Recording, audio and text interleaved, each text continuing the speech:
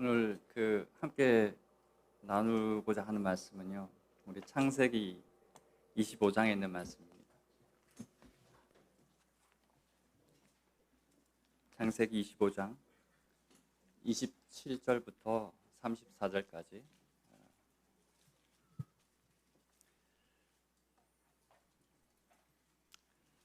이미 익숙하신 장면을 묘사한 그런 말씀입니다. 창세기 25장 27절에서 34절까지 제가 함께 읽어보겠습니다. 안 읽어도 다들 아시는 그런 구절이지만 읽어보겠습니다. 27절. 그 아이들이 장성함에 에서는 익숙한 사냥꾼이었으므로 들사람이 되고, 야곱은 조용한 사람이었으므로 장막에 거주하니, 이삭은 에서가 사냥한 고기를 좋아하므로 그를 사랑하고, 리브가는 야곱을 사랑하였더라. 야곱이 죽을 쏘더니 에서가 들에서 돌아와서 심히 피곤하여 야곱에게 이르되, 내가 피곤하니 그 붉은 것을 내가 먹게 하라 한지라. 그러므로 에서의 별명은 에돔이더라. 야곱이 이르되, 형의 장자의 명분을 오늘 내게 팔라. 에서가 이르되, 내가 죽게 되었으니 이 장자의 명분이 내게 무엇이 유익하리요? 야곱이 이르되, 오늘 내게 맹세하라. 에서가 맹세하고 장자의 명분을 야곱에게 판지라. 야곱이 떡과 팥죽을 에서에게 주매, 에서가 먹으며 마시고 일어나 갔으니, 에서가 장자의 명분을 가볍게 여김이었더라. 여러분 잘 아시는 장면이시죠? 우리 쌍둥이 형제가 있었습니다. 야곱과 에서인데요, 형은 에서였어요. 같은 날 같은 시에 나왔지만 에서가 먼저 태어났죠. 우리 세상에 있는 TV나 뉴스에서 보면 가끔씩 아버지의 유산을 더 많이 차지하기 위해서 형제들끼리 혹은 자녀들끼리 분쟁을 일으키는 장면들이 종종 나옵니다. 법적으로 소송도 하고 서로 다투고 난리를 치는 장면이 나옵니다. 여기 성경에는 오래전에 그 비슷한 얘기가 여기 기록되어 있어요. 야곱은 태어날 때부터 몇 초 사이에 혹은 몇 분 사이에 차자가 됩니다. 장자가 못 되었죠. 태어나면서부터 야곱은 이 장자의 명분, 즉 장자권을 가질 수가 없는 운명으로 태어났어요. 근데 에서라는 이 형은 태어나면서부터 이미 입에 금수저를 물고 태어난 것과 같이 이 장자권을 가지고 태어났습니다. 자동적으로. 그가 어떤 선함도 어떤 것도 하지 않았음에도 불구하고 에서는 태어날 때부터 아버지의 유업을 이을 자라는 그런 운명을 가지고 태어난 거죠. 자, 에서는 어떤 사람이었습니까? 여기서 보면 들사람, 사냥에 익숙한 사람이었어요. 사냥을 하려면 체력이 좋아야겠죠. 능숙한 사람이었고 건강한 사람이었을 것이고, 그리고 꽤나 적극적이고, 제가 볼 땐 인간적으로는 좀 늠름한 모습이 있고, 어쩌면 야성적이었고, 어쩌면 남성적이고 호탕한 그런 모습이 에서의 모습이 아니었을까라는 생각이 들어요. 제 앞에 에서하고 야곱이 있으면 저는 인간적으로는 에서를 더 좋아할 만한 그런 캐릭터가 에서에게 있었지 않았나라는 생각이 듭니다. 어떻게 보면은 저는 그렇습니다. 우리는 그런 캐릭터를 좋아하지 않습니까? 남성적이고 영웅적이고 좀 외향적이고 적극적이고 능력 있고, 이 사람은 그런 사람이었습니다. 그럼 반면에 야곱은 어떤 사람이었을까요? 장막에 거하기를 좋아하는 조용한 사람이었어요. 가정적인 사람이었고, 어쩌면 내향적이었고 평온하거나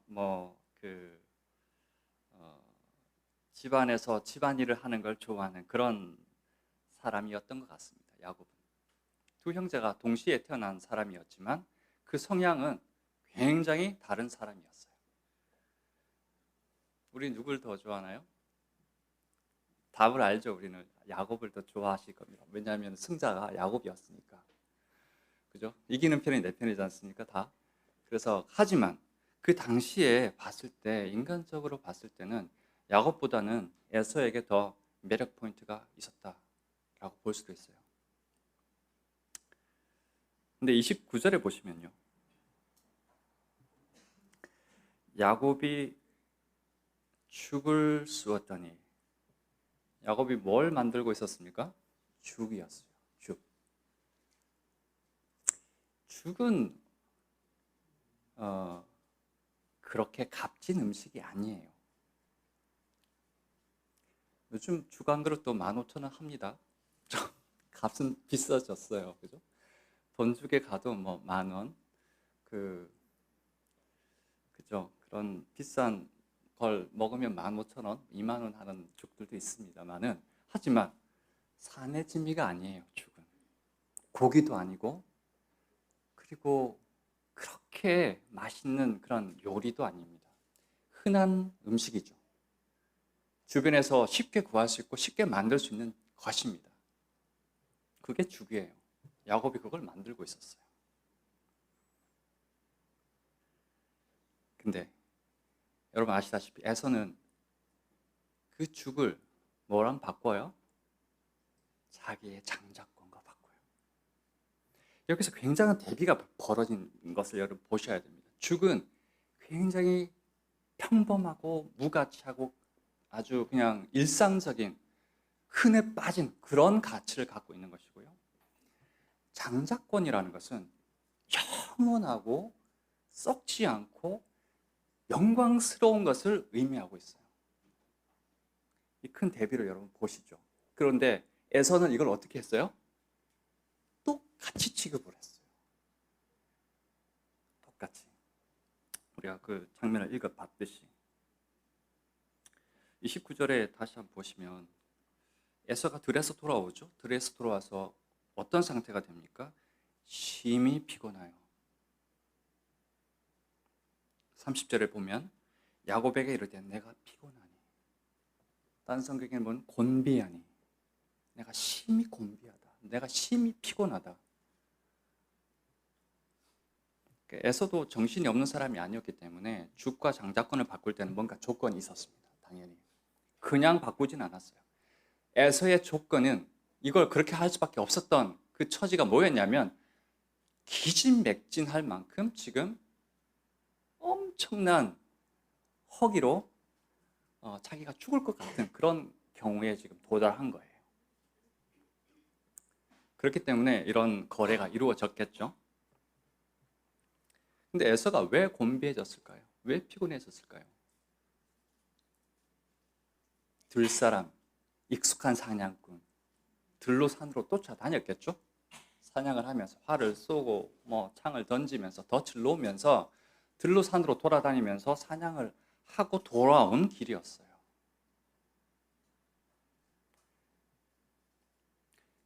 우리도 에서처럼 우리 삶에 굉장히 충실할 때가 있습니다. 에서가 잘못한 건 별로 없어요. 여기 에서는 자기 일에 굉장히 집중하고 충실했을 뿐이에요. 우리가 우리 사업에 충실하듯이, 우리가 우리 직장에 충실하듯이 에서는 충실했어요. 얼마나 충실했느냐? 밥을 먹는 걸 잊을 만큼 충실했어요. 한두 끼 굶었을 수 있습니다. 우리 살다가 보면 직장 일에, 우리 사업에, 아니면 다른 집안 일에 굉장히 충실한 나머지 정말 정작 중요한 것을 놓칠 때가 있습니다. 여러분 금방 우리 이 본문을 다 읽었지만 나는 에서는 절대 아니라고 생각하시겠죠. 이런 바보 같은 거래를 하는 사람은 세상에 에서밖에 없을 거야 라고 생각하시겠지만 그렇지 않다라는 걸 제가 말씀드리고 싶어요. 우리 역시 에서처럼 어처구니 없는 이런 거래를 하고 있거나 한 적이 있습니다. 혹은 앞으로도 할 수도 있습니다. 그걸 한번 생각해 보고 싶었어요, 오늘. 에서는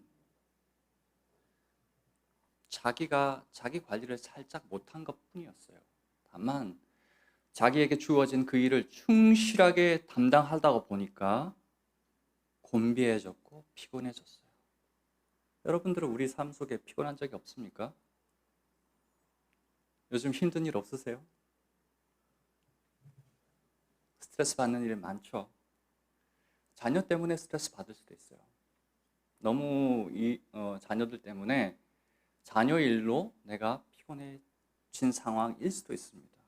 그리고 내 사업이 경쟁 관계에 있는 저 경쟁사와 비교했을 때 어떻게 될까 고민스러워서 그것 때문에 피곤해질 수도 있어요. 내 건강 때문에 피곤해질 수도 있어요. 어깨 수술을 하거나 아니면 어떤 재활 수술을 하거나 하는 것 때문에 내가 피곤해지거나 곤비해질 수도 있습니다.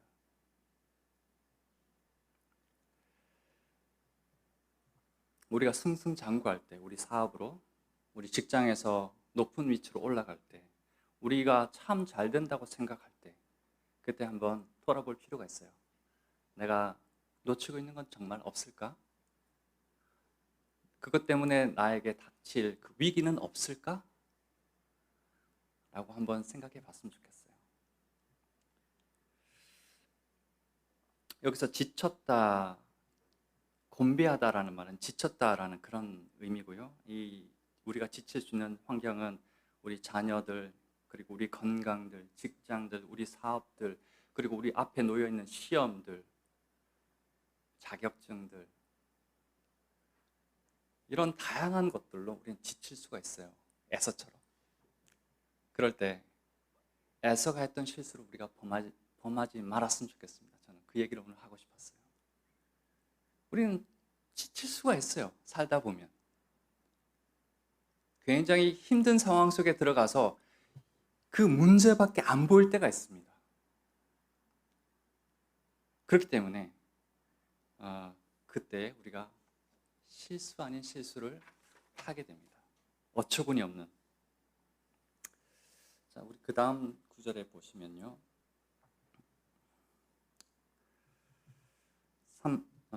30절에 보면 에서가 이렇게 말하죠. 그 붉은 것을 내가 먹게 하라. 에서는 그 흔해 빠진 죽을 먹기 위해서 간청을 합니다. 자기 동생 야곱에게. 제발 그걸 나에게 좀 줘.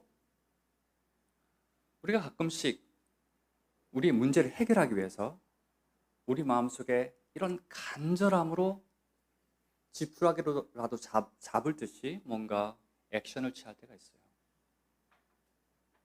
영적인 것과는 상관없습니다.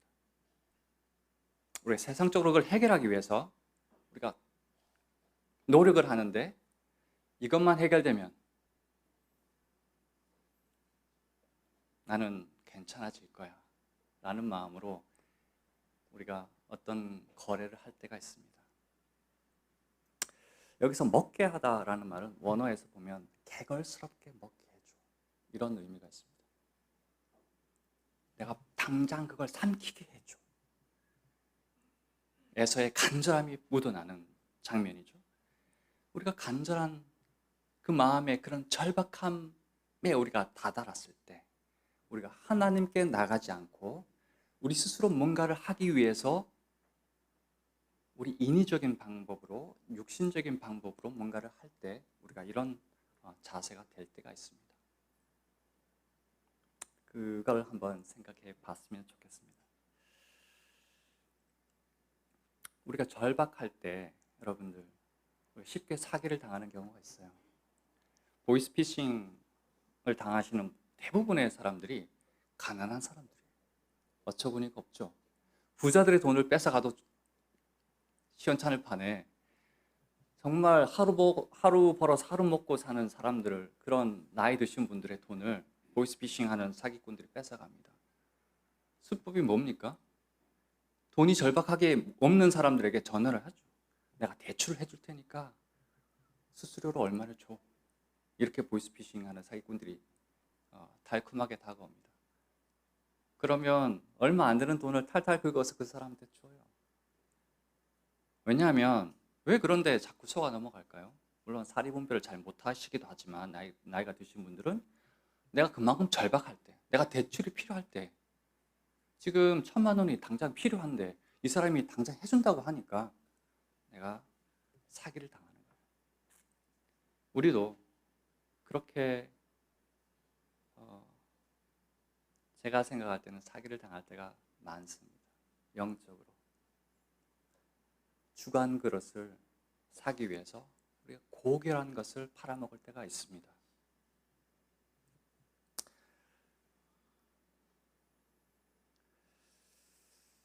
여기서 에돔이라는 그 말이 나오는데요. 30절에 보면 에돔은 붉음, 그래서 에서의 별명이 에돔이 되었죠. 붉다라는 그런 의미가 있어요. 에돔은. 에서는 태어날 때부터 붉은 사람이었어요. 얼굴이, 피부가. 그래서 에돔이기도 하지만 어쩌면 여기에 나와 있는 별명이라는 말을 따라서 유추해 보면 에서를 조롱하는 표현입니다. 에돔은. 어처구니 없는 거래를 한 이 에서를 조롱하기 위해서 기록되어 있어요. 붉은 에돔이. 에서는 붉어. 저기 봐, 에돔이야. 그 손가락질 할 때마다 이 장면이 떠오릅니다. 우리는 정말 이런 별명을 가지면 안 될 것 같아요. 우리가 제대로 된 거래를 했으면 좋겠어요. 가치 있는 것을 가치 있게 쓰고 흔해 빠진 것은 흔하게 대했으면 좋겠습니다. 에서가 그렇게 급했을까요? 생각해 봅시다. 2끼 정도 굶었을 수 있어요. 자기 엄마인 리브가한테 찾아가서 좀 주세요. 할 수는 없었을까? 아니면 자기 스스로 뭔가를 요리해서 먹을 수는 없었을까? 에서의 탐욕이 여기 있어요. 바로 눈앞에 있는 그 한 그릇의 팥죽을 먹기 위해서 굉장히 성급하게 이를 그르칩니다. 근데 배고픔의 그 허기짐을 안 당해본 사람들은 잘 모를 수 있겠죠? 우리가 각각의 처지를 다 모르기 때문에 이렇게 말할 수도 있겠습니다. 우리가 삶 속에서 급박한 상황에 들어갔을 때는 물불 안 가리고 어떤 일을 처리하고 싶은 그런 욕망이 솟구칩니다. 제 집 근처에 그 유건산이라는 산이 있고 욱스골이라는 좋은 산들이 있습니다. 제가 한 번씩 그 산에 갔다가 한 번은 내려오는 길에 허기가 진 적이 있어요. 보통은 뭐 간식이라도 챙겨가는데 그날은 아무것도 챙겨가질 않았고 내려오는 이제 정상까지 아주 재밌게 갔죠. 좋은 공기 마시고 좋고 막 그 듣고 싶은 말씀들 듣고 굉장히 좋은 생각 사색의 시간을 가지면서 갔다가 내려오는 길에 갑자기 다리에 힘이 풀리는 그런 경험 해보신 적 있으세요? 손이 막 떨리고 그죠? 모든 힘이 이제 쫙쫙 빠지는 그런. 저도 그래서 그 빨리 집에 가서 뭘 먹어야겠다 라는 그 마음이 간절히 마음속에 들었어요. 그래서 그동안 먹다가 버려뒀던 것들이 막 생각나죠. 그때 그걸 먹을 걸.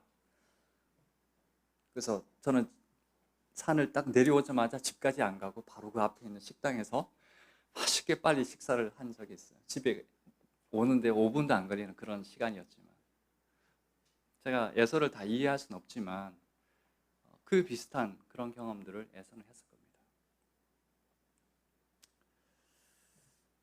자, 우리 31절에 보면요. 장자의 명분을 탄 에서가 나오는데 야곱이 이르되 형의 장자의 명분을 오늘 내게 팔라. 야곱이 참 대단한 건요. 이 어처구니 없는 거래를 아무렇지도 않게 형한테 탁 내미는 거예요. 야곱은. 근데 이게 제 생각에는 이게 첫 번째가 아니었다라는 생각입니다. 야곱은 어릴 때부터 자기 형 에서에게 농담식으로 형, 그거 나한테 팔어. 나 좀 주면 안 돼? 이렇게 계속 대니었을 겁니다. 이게 에서가 이런 요구를 받은 것이 이번이 처음이 아니다. 하지만 이번에는 심각하게 야곱이 제안을 합니다. 장자의 명분을 나에게 팔어. 장자의 명분이 도대체 뭐길래 야곱은 이렇게 굉장히 집요하고 적극적으로 이걸 취하기 위해서 노력했을까요? 첫 번째는 물질적인 축복이 있었어요. 아버지로부터 물려받는 그 재산의 2배의 몫을 받습니다. 다른 형제보다. 재산이 2배 많아지겠죠. 다른 형제보다. 또 하나는 그 가문의 대를 이어가는 그런 명분을 얻게 되는 겁니다. 하나님의 약속을 계승하는 거죠. 그리고 하나님의 선민이 되어서 제사장의 직분을 가지게 되는 그런 놀라운 그 장자의 명분을 지금 야곱은 달라고 하고 있습니다. 결국에는 야곱을 통해서 그 장자의 명분을 취한 야곱을 통해서 예수 그리스도의 탄생의 계보가 이어집니다. 그래서 아브라함과 이삭과 야곱의 하나님이라고 나오죠. 원래는 아브라함과 이삭과 에서의 하나님이 되어야 되는데 에서가 빠지고 야곱이 그 자리를 차지하게 된 것입니다. 야곱은요, 영적인 축복의 중요성을 잘 알고 있었어요. 똑같이 교육을 받았을 텐데 야곱은 그것을 마음에 두었고 에서는 그렇지 못했던 것 같습니다. 그래서 야곱의 가장 큰 장점은 굉장히 분명한 영적 분별력을 갖고 있었다라는 것이 야곱의 장점이었어요. 제가 생각할 때는. 그는 약삭빠르고 민첩하고 자기 이익을 위해서 모든 것들을 다 버릴 수 있는 그런 사람이었지만 가장 중요한 것은 영적 분별력이었어요. 진짜 중요한 것을 중요하게 알게 된 그 선구안이라고 하죠. 공을 잘 볼 수 있는 그 눈을 갖고 있었어요. 우리도 그런 눈을 갖고 있으면 얼마나 좋을까라고 저는 생각해 봤습니다. 그 형 에서가 중요하게 생각하지 않았던 장자권이 얼마나 소중한지 야곱은 알고 있었고요. 어떻게 하면 그것을 취할 수 있을까 늘 고민했습니다. 야곱이 이런 태도는 또 한 번 나타나죠. 나중에 야복강 가에서 하나님의 사자와 씨름하는 장면이 나와요. 야곱은 영적인 축복, 영적인 것에 대해서는 절대 포기함이 없었습니다. 그래서 하나님을 이긴 사람이라는 이름을 가지게 되죠. 이스라엘이라고. 그래서 우리도 영원하고 썩지 아니하고 위에 있는 것을 추구하기 위해서 집요함이 필요하다라고 말씀드리고 싶어요.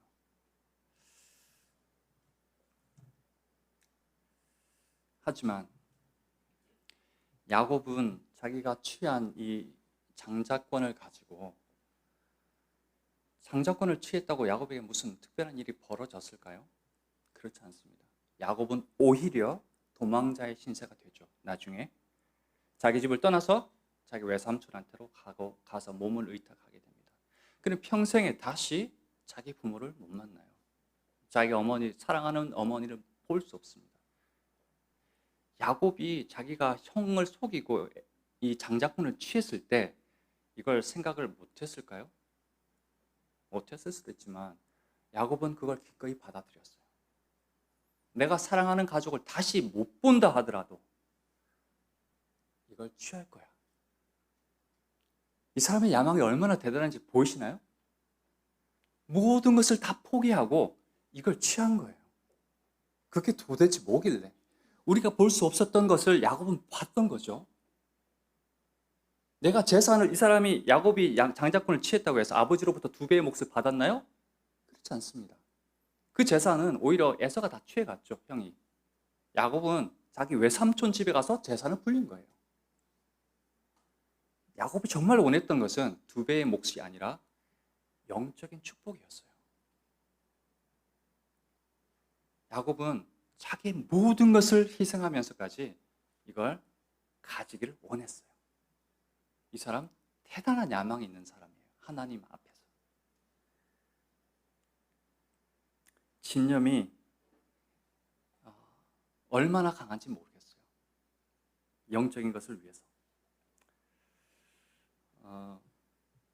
에서는 자기 호주머니에 있는 그 가치 있는 것이 도대체 무엇인지 잘 알지 못했습니다. 그걸 우리가 로또라고 생각해 보자고요.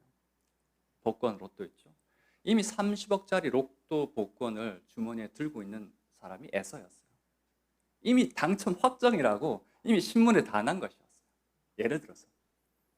그런데 에서는 이걸 종이 쪼가리처럼 생각했어요. 이걸 정말 엿을 받고 먹은 거예요. 근데 동생은 호시탐탐 그 당첨이 확정된 그걸 가지기 위해서, 그 부를 가지기 위해서 자기 형을 속이고 아버지를 속이고 자기 어머니를 다시 못 보는 한이 있더라도 그걸 취한 거죠.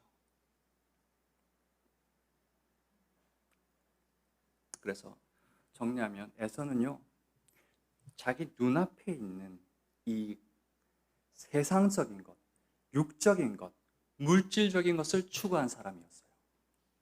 호되는 멀쩡했지만, 반면에 야곱은 나약하고 조용한 사람처럼 보였지만 그 마음속에는 하늘에 속한 것을 추구한 사람이었어요. 영적인 것, 영원한 것, 위에 있는 것을 바라본 사람이 야곱이었습니다. 저는 그래서 우리도 이런 야곱의 모습을 본받아서 영적인 것을 추구했으면 좋겠습니다. 눈앞에 있는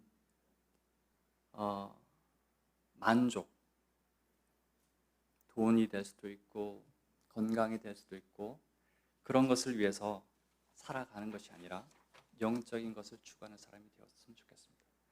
이 세상의 모든 부를 가진다 한들 하나님 보실 때는 그건 주간 그릇밖에 안 되는 거예요. 그렇지 않겠어요? 온 우주 만물을 지으신 하나님께서는 이 세상의 이 지구 안에 있는 모든 것은 그냥 죽 한 그릇입니다. 이것을 다 가진들, 그것을 위해서 우리 모든 인생을 드린들 너는 죽 한 그릇을 위해서 살았구나 라고 생각하실 거예요. 우리 32절에 한번 보실까요? 에서가 이르되 내가 죽게 되었으니. 에서가 자기가 장자의 명분을 판 이유가 여기 있습니다. 내가 죽게 되었으니. 내가 이제 죽을 것 같은데 장자의 명분이 나한테 무슨 소용이 있어? 내가 죽으면 끝인데. 장자의 명분도 내가 살아야 장자의 명분 아니겠어? 에서는 이렇게 생각을 했어요. 죽음 앞에는 어떤 것도 무가치하죠. 장자의 명분이든 뭐든 간에 다 그럴 수 있다라고 에서는 생각했습니다. 하지만 저는 여기는 에서의 엄살이 들어가 있다라고 생각을 해요. 아무리 죽을 것 같지만 그렇게 서럽게 굶는다고 해서 죽지는 않습니다, 사람이. 우리 주님은 40일 동안 아무것도 안 먹고 살으셨죠. 에서가 굉장히 조급하게 자기가 자기 문제를 해결하기 위해서 육신적인 방법을 쓴 겁니다. 자기의 그 강한 식욕을 즉시 해결하고 싶었던 것이 에서였어요. 굉장히 성급했죠.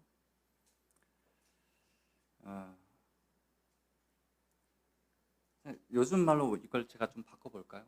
우리 성도들에게 나 요즘 먹고 살기도 바쁜데 교회 나갈 시간이 없어. 이것과 이것이 연관된다는 것을 여러분 좀 생각해 보십시오. 에서는 지금 여기서 말하는 게 뭐예요? 내가 죽게 되었으니 장자의 명분이 무슨 소용이 있어? 오늘날 우리는 뭐라고 해야 되죠? 나 먹고 살기도 바쁜데 교회가 나에게 무슨 소용이 있어? 성도의 교제? 나한테 무슨 시간이 있다고 그래? 나 지금 먹고 살기도 바빠. 나 지금 우리 애들 케어하기도 바빠. 그런데 교회가 무슨 소용이 있고 예배가 무슨 소용이 있어? 여러분, 이게 우리가 에서와 똑같은 그런 실수를 지금도 범하고 있어요. 다만 교회가 얼마나 소중한지, 예배가 얼마나 영광스러운 것인지 모르고 있을 뿐이에요. 에서가 장자의 명분을 몰랐던 것처럼 우리도 우리에게 주어진 그 축복들을, 하나님께 주신 그 일들을 잘 모릅니다. 저도 그렇고요.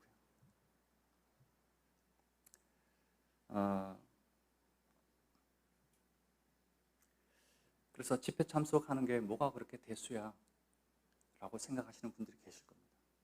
나 내일 시험인데, 나 내일 중요한 회의가 있는데 예배가 무슨 소용이 있겠어. 나 이렇게 바쁜데. 우리 똑같이 고백하고 있어요.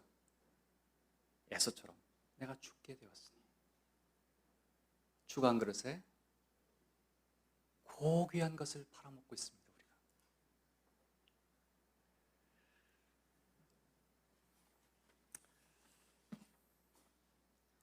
미국이 남북 전쟁을 끝내고요. 미국은 1867년에 러시아 제국, 그 당시에는 러시아 제국이죠. 제국과 어떤 협상을 합니다. 그리고 어떤 조약을 취하게 되는데요.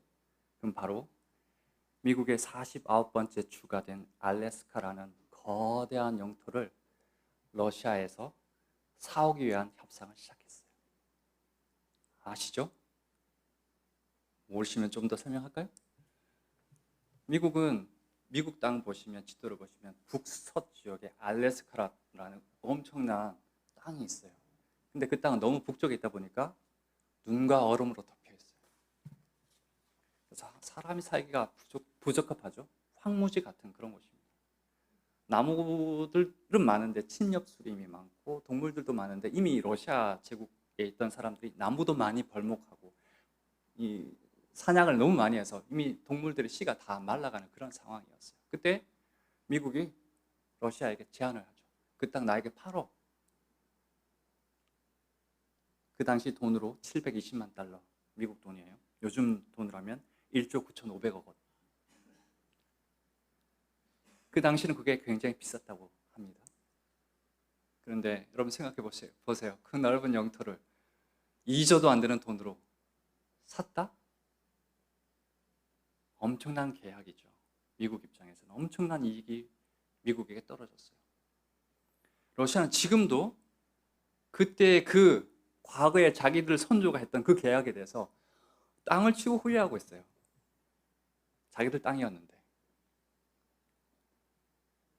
알래스카는 지하 자원이 엄청난 땅입니다.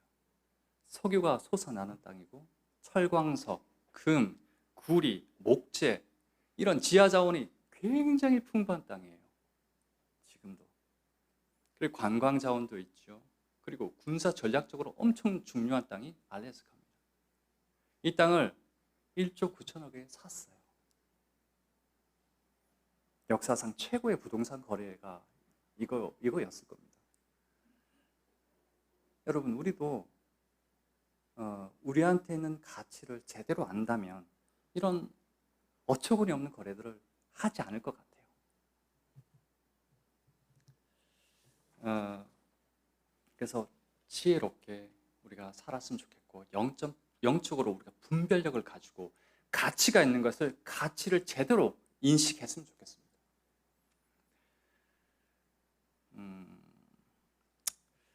우리 34절 한번 볼까요? 야곱이 떡과 팥죽을 에서에게 주매 에서가 먹으며 마시고 일어나 갔으니 에서가 장자의 명분을 가볍게 여김이었더라. 에서의 후손들은 얼마나 자기 조상 에서가 원망스러웠을까요?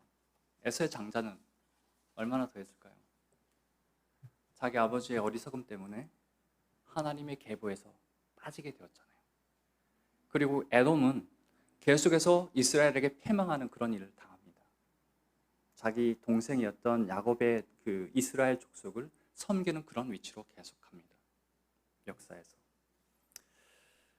우리가 히브리서 12장 16절에 이 장면이 나오는데요. 한 그릇 음식을 위해서 장자의 명분을 판 망령된 자라고 기록되어 있어요. 에서를. 망령된 자. 경홀히 여기는 사람이에요. 영적인 축복을. 그래서 우리도 장자의 명분이 의미하는 그런 영적인 축복들에 대해서 바르게 알고 정확하게 알아서 그 하나님의 영광을 경홀히 여기지 말았으면 좋겠습니다. 이 비슷한 사례가 성경에 비슷하진 않지만 유사한 사례가 하나 나오는데요. 시간이 없어서 제가 그냥 찾진 않겠습니다. 사무엘하 6장에 보시면 미갈이라는 왕비가 있습니다. 미갈 아시죠? 다윗의 와이프였어요. 공주였는데 다윗이 아내로 맞았죠. 그때에 무슨 일이 일어납니까? 사무엘하 6장에 보시면 하나님의 언약궤가 예루살렘으로 들어오는 장면입니다. 그때 다윗은 너무 좋아서 춤을 추죠. 마치 옷이 막 벗겨지듯이 이렇게 해도 미치광이처럼 춤을 춥니다. 너무 좋아서 다윗은. 근데 미갈은 어떻게 합니까? 높은 성에서 그걸 바라보죠. 마당에서 춤추는 다윗을 보면서 망측해 라는 게 미갈의 생각이었어요. 그 언약궤, 하나님의 법궤, 하나님의 존재가, 임재가 함께하는 그 지성소에 들어가는 그 법궤가, 언약궤가 얼마나 소중한지 미갈은 몰랐어요. 하지만 다윗은 알았죠.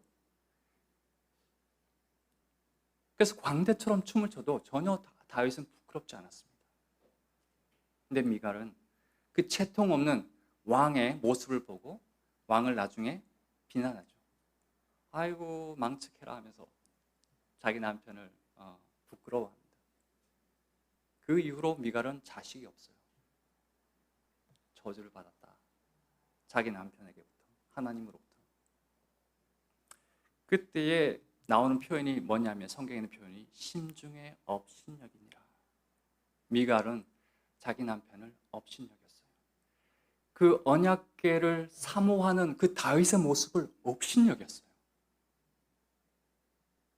우리도 영적인 것을 업신여기지 말았으면 좋겠습니다. 집회 참석하는 사람들, 예배 드리는 사람들, 찬양 드리는 사람들을 업신여기지 마십시오. 소중하고 훌륭하고 존경해 주셨으면 좋겠어요. 그 비슷한 얘기가 또 하나 있습니다. 사무엘상 2장에 보시면요, 여러분 제사장 엘리의 두 아들 홈니와 비느하스가 나와요. 아시죠? 이 장면도. 2장 12절부터 여러분 보시면 나중에 찾아보시길 바랍니다. 이 두 아들은 제사장의 위치에 있으면서 제사를 드리기 위해서 사람들이 제물을 갖고 오면 그걸 먼저 자기들이 취했어요. 하나님께 드리기 전에, 삶기도 전에 생고기를 먼저 취하고 삶는 그 고기 중에 가장 좋은 것을 자기들이 취했어요. 영적인 곳에서 영적인 일을 하는 그 제사장들이 자기 이득만을 취하기 위해서 이런 어처구니 없는 짓을 범한 거예요. 홈리와 비느하스는 나중에 비참한 죽음을 맞이하죠. 아시다시피. 그때 거기에 나와 있는 하나님의 말씀이 어떻게 되냐면 하나님의 제사를 멸시했다. 영적인 것을 멸시한 사람이었어요. 우리도 그렇게 안 했으면 좋겠습니다. 존귀한 형제 자매들, 존귀한 교회, 이것을 우리가 마음속에 가지고 살았으면 좋겠습니다. 우리 베드로전서 2장 9절에 보면요, 우리의 신분, 우리의 영적 자산들, 영적 축복들에 대해서, 특권들에 대해서 얘기하는 장면들이 나옵니다. 너희는 택하신 백성이다. 우리는요, 택하신 백성이라는 거예요. 그의 소유된 백성, 하나님의 선민, 따로 불러낸 거룩한 나라, 거룩한 교회. 저는 아까 제가 에베소서 1장에 있는 말씀인데요, 교회는 그의 몸이니 만물 안에서 만물을 충만케 하시는 이의 충만이. 잘 이해가 안 가요. 우리가 이렇게 지역교회로 모여 있는데 우리가 이게 하나님의 충만이라고 하는 것이 잘 이해가 안 가요. 너무 큰 말이 있기 때문에 제가 충분히 제 마음속에 충분히 이해하기가 어렵습니다. 이게 하나님의 충만인데 이게 뭘까? 교회는요, 사실은 우리가 생각하는 그 이상, 우리가 상상하는 그 이상의 어떤 것일 겁니다. 하나님의 신성과 영광이 머무는 곳일 겁니다. 하지만 우리는 교회를 가끔씩 멸시하고 경홀히 여기고 업신여길 때가 있고 망령되게 생각할 때가 있습니다. 그러지 말았으면 좋겠어요. 왕 같은 제사장, 우리의 신분이 이렇게 바뀌었습니다. 하나님을 예배하는 그런 존재, 천사들도 신기해하는 그런 존재가 된 거죠.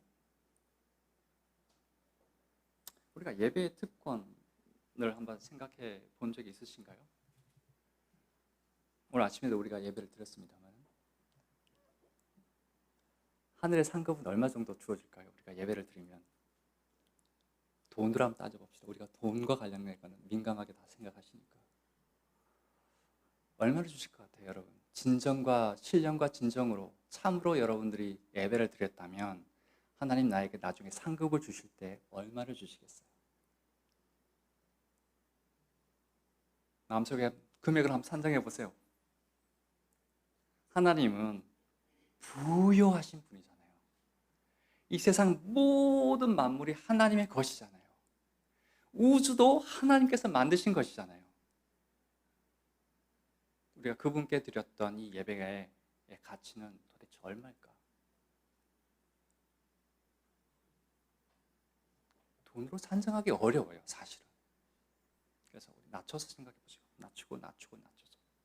예를 들면 1억이라고 생각해 볼까요? 예배의 가치를. 여러분, 나중에 상급을 받을 때 1억 더 받지 않겠습니까? 예배를 드린 것에 대해서. 주시기를 좋아하시고 우리에게 못 줘서 안달이신 분이신데요. 예배의 가치는 1억 이상이다 라고 저는 생각합니다.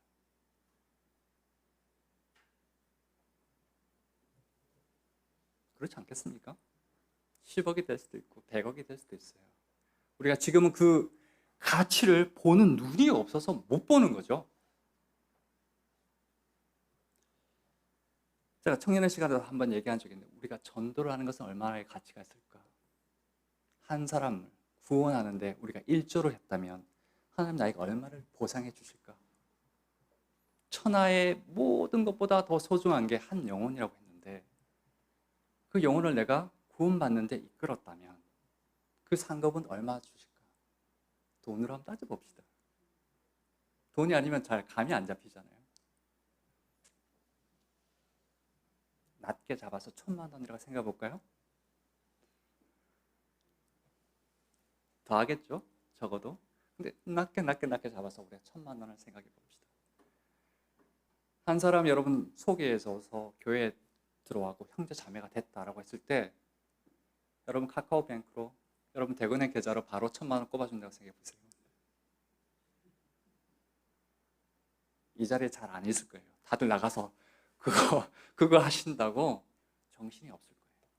우리가 제가 한번 생각해 보자고요. 곰곰이 생각하면요. 영적인 축복과 영적인 자산은 기가 막히게 큰 거예요. 우리가 생각하는 것 이상으로. 여러분 주일에 드리는 작은 찬양은 얼마일까요? 오늘 아침부터 10곡을 불렀습니다만 예를 들면 한 곡의 찬양이 황소 한 마리보다 더 가치 있다라는 것을 알고 계시죠? 황소를 드림보다 진정한 노래를 더 기뻐하시는 주님이시니까 황소 한 마리라고 생각해 봅시다. 황소 한 마리는 경매가로 970만 원 정도 합니다. 요즘 1,000만 원 정도라고 할 수 있겠죠? 얼마 버셨어요? 제가 말씀드리고 싶은 것은요. 우리가 하고 있는 이런 일들이 우리가 생각하는 것 이상으로 어마어마한 가치를 갖고 있다라는 것을 생각해 봤으면 좋겠어요.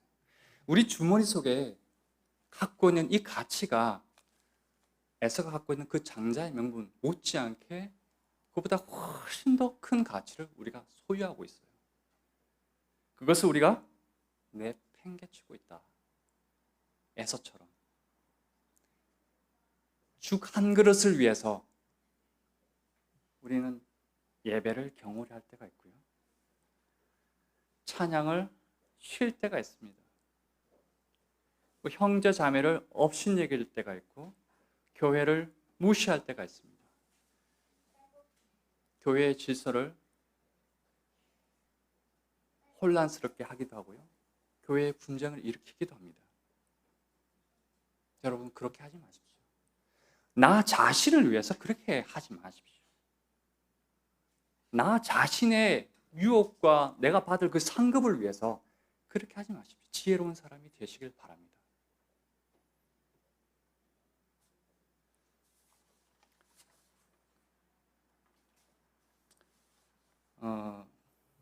요즘 평택에 삼성 반도체 공장을 짓고 있어요. 알고 계시나요? 삼성이 이제 그 시스템 반도체까지 나가기 위해서 어마어마한 공장을 평택 고덕에 짓고 있습니다. 거기에서 일하는 노동자가 글을 쓴 것 중에 제가 몇 가지 흥미로운 게 있어서 좀 소개를 할까 싶어요.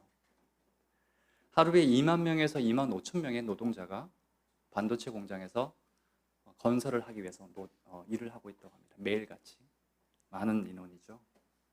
근데 거기서 노가다, 흔히 말하는 그 이제 노동자로 일하는 사람들이 받는 임금이 꽤나 나쁘지 않습니다. 그래서 자기 임금을 오픈한 그런 걸 제가 봤어요. 보신 적이 있으신가요? 처음 일하는 사람, 노동자로 노가다 처음 일해보는 사람이 받는 일당이 13만 원이랍니다. 하루에. 괜찮지 않나요? 그 13만 원 받는 사람이 신호수예요. 이거 위험하니까 이거 하는 사람 알죠? 그죠? 오지 마세요. 이쪽으로 가세요. 안전을 지키는 사람이 보통 여자분들이 많다고 합니다. 13만 원 정도 받는데요. 그리고 최소 일당이 13만 원이에요. 그래서 여기에 들어가고 싶어서 줄 선 사람들이 굉장히 많습니다. 그리고 용접으로 초보로 들어가면 한 17만 원을 받는답니다. 일당. 그리고 용접 경력자는 20만 원 정도 받는데요. 제가 이런 말씀 드리는 거는 우리가 금전적으로 산정하지 않으면 그 가치를 잘 이해하지 못하기 때문에 제가 굳이 이런 말씀을 드립니다. 전기 초보로 일을 하시는 분들은 14만 원 정도를 받는데요. 하루에. 그리고 전기의 경력이 있는 분들은 16에서 20만 원 정도의 일당을 받는다고 합니다. 나쁘지 않죠? 20만 원. 그렇다고 그렇게 일이 빡세게 하는 건 또 아닌 것 같아요. 그냥 우리가 노가다 하는 것처럼 그렇게 하는데 이 사람들은 자기들 용어가 있어요. 하루 동안 주간에 출근해서 주간에 퇴근하는 것을 일공수라고 합니다. 한 공수. 내가 한 공수 했으면 내가 일당을 받는 거예요. 내가 거기서 야근을 하잖아요. 이제 예를 들면 5시에 퇴근인데 거기서 8시, 9시까지 일하면 1.5공수를 받는다고 합니다. 1.5. 그리고 휴일에 일을 하는 사람들은 2공수를 받습니다. 2배를 받습니다. 그래서 이 사람들이 이 어플이 있다고 합니다. 앱이 있어서 자기가 일한 것을 매일매일 체크를 한대요. 내가 오늘 얼마나 일했지, 얼마나 했지. 왜냐하면 나중에 정산을 하기 위해서. 그래서 못해도 한 달에 300만 원, 최하 300만 원을 받는데요. 그리고 주말에 조금 출근하면 500만 원 정도는 이제 쉽게 받는다고 합니다. 괜찮죠? 근데 뭐 그게 공장이 지어지면 다 다른 일을 찾아야 되니까 지속적인 것은 아니라고 볼 수 있어요. 그래서 이 글을 쓴 사람 중에 한 명은 한 달 반 만에 1,000만 원을 받은 경험이 있다고 합니다. 주말에도 일하고 했기 때문에. 근데 이 사람들이 처음에는 잘 모르는데 노동자로 들어가서 어느 정도 일을 하다 보면 공수지옥이라고 하는 것에 빠진답니다. 그게 뭐냐면 자기가 하는 모든 여가 활동을 사람 만나거나 뭐 쉬는 시간 이 모든 것들을 공수로 계산해 보는 거예요. 내가 병원에 오늘 간다고 오늘 하루 빠졌잖아요. 아, 난 한 공수를 놓쳤구나. 일단 15만 원 놓쳤는데 아마 그런 것을 경험하실 거라고 저는 생각을 합니다. 하루 쉬면 하루가 얼마니까라는 그런 생각이 들 겁니다. 그래서 이 사람들은 친구를 만날 때 이 친구는 몇 공수의 관계지? 이런 생각을 하게 된답니다. 이 친구가 한 공수에 가치가 있는 관계인가? 내가 15만 원을 투자해서 이 친구를 만날 가치가 있을까라는 고민을 하기 시작한다는 거예요. 왜냐하면 가서 일을 하면 15만 원이 바로 나오니까. 또 결혼식이 보통 주말에 있지 않습니까? 휴일에 있습니다. 결혼식을 가면 이공수가 빠지는 거예요. 30만 원이 빠집니다. 바로. 쉽지 않죠? 결혼식 가는 게 그렇다면. 그래서 웬만큼 친하지 않으면 가기 힘들어지는 관계가 됩니다. 그래서 결혼식에 어쩔 수 없이 가야 된다면 그 뷔페를 먹으면서 이건 30만 원짜리야 하면서 밥을 먹는데요. 거기다 축의금까지 내야 되니까 굉장히 출혈이 크죠? 그 사람들 입장에서는. 그래서 그걸 자기들이 말하는 공수지옥이라고 합니다.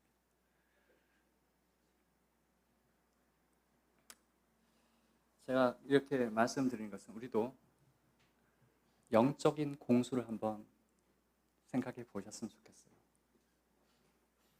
우리가 예배에 참석하거나 빠지거나, 우리가 찬양에 참석하거나 빠지거나, 우리가 교회에서 드리는 이 서비스가 있죠. 여러분들 생각할 때 어떤 그 작은 것을 할 때 여러분들의 영적인 공수를 한번 생각해 보십시오. 어마어마한 가치를 우리가 에서처럼 놓치고 있을 수도 있습니다.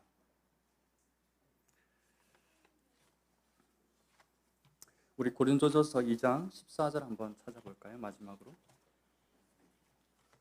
고린도전서 2장 14절.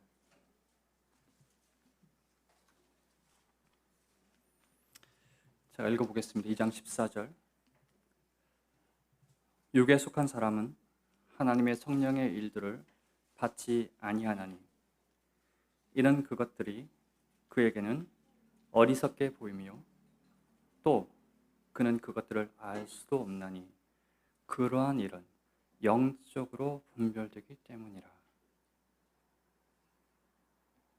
여러분, 우리가 영적인 사람이 되었으면 좋겠어요.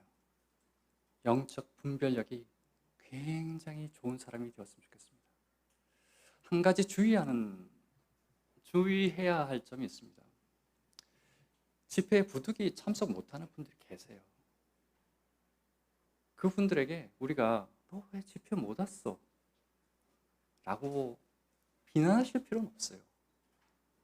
제가 아까 말한 고덕에 있는, 평택에 있는 그 반도체 공장에 일하는 노동자들이 자기 상관에게 휴가를 쓸 때 말합니다. 자기 상관에게 나 오늘 무슨 일이 있어서 휴가를 써야 됩니다 하면 자기 위에 있는 그 팀장이 자연스럽게 보내준대요.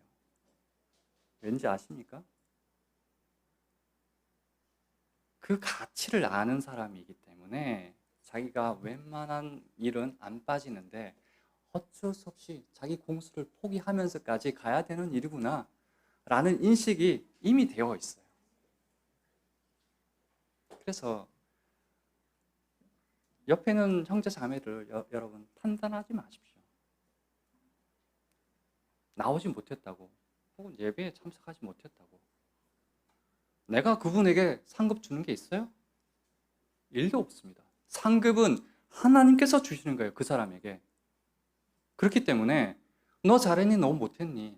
난 이렇게 열심히 하는데 너도 좀 잘해봐. 이런 자세는 굉장히 잘못된 자세예요. 다만 우리가 가져야 할 자세는요. 안타깝다. 네가 그 영적인 그 부요함을 가져야 되는데 가지지 못하기 때문에 내가 측은한 마음이 든다. 안타까워 형제, 안타까워 자매.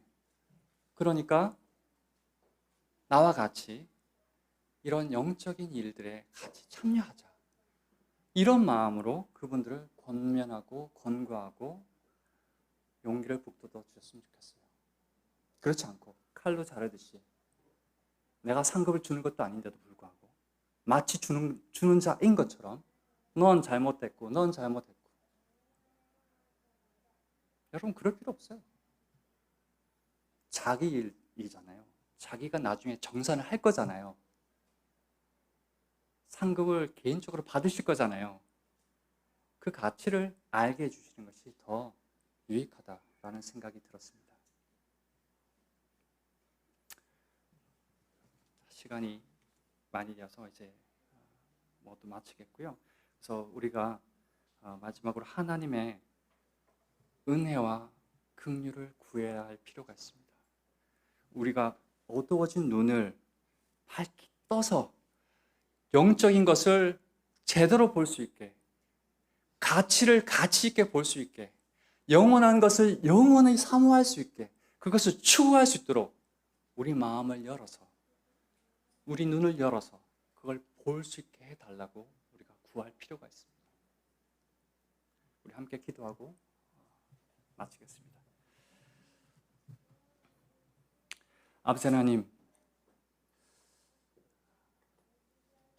장자의 명분을 팥죽 한 그릇에 판 에서와 같이 저희가 망령된 그러한 일들을 하지 않도록 주님, 저희들을 불쌍히 여겨주시고 영원한 것을 사모하게 해주시고 위의 것을 추구하게 해주시길 원합니다.